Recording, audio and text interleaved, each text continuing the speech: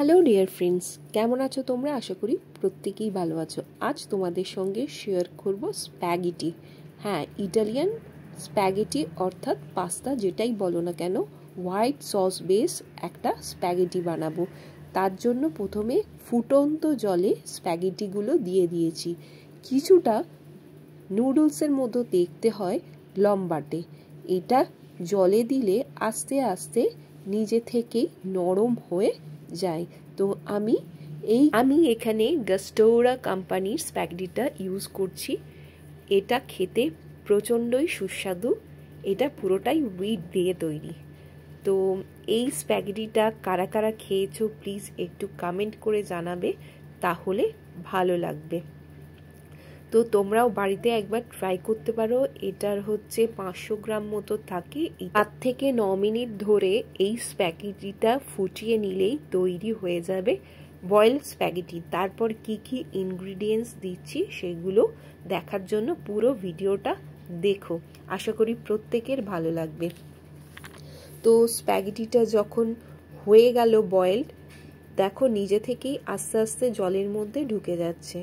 তো আমাকে কিছু করতে হচ্ছে না। তারপর আমি এটা ভেজ স্প্যাগেটি বানাবো। তার জন্য ব্রকলি, মাশরুম ভালো করে বয়েল করে রেখে দিয়েছি, আর কিছুটা রসুন কুচি, কাঁচা লঙ্কা নিয়ে নিয়েছি।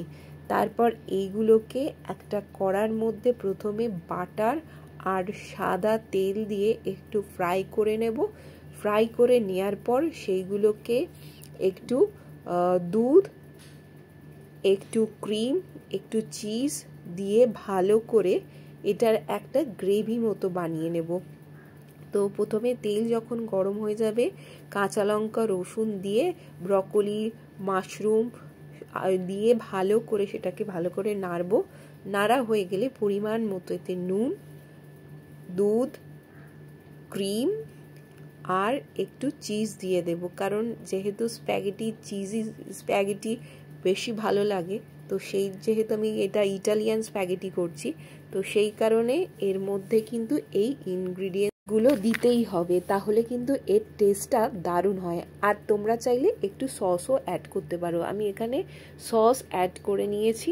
তো দেখো সব কিছু দিয়ে আমি ভালো করে এটাকে নাড়াচাড়া করে নিয়ে এটা আলাদা করে রাখবো। তারপর এইটাকে যখন নামিয়ে নেব, তারপর কড়াটা একটু ক্লিন করে নিয়ে তারপর ওই কড়াটার মধ্যে একটু বাটার আর দুধ ভালো করে ফুটিয়ে নেব। তো এখানে আমার যেহেতু কষানোটা এখনো পর্যন্ত হয়নি, তাই জন্য এখানে আমি কষানোটা দেখিয়ে দিয়েছি। দেখো এটা রেডি হয়ে গেছে। তো আমি একটা পাত্রে ঢেলে রেখে দিয়েছি। এটা এরকম টাইপের দেখতে হবে।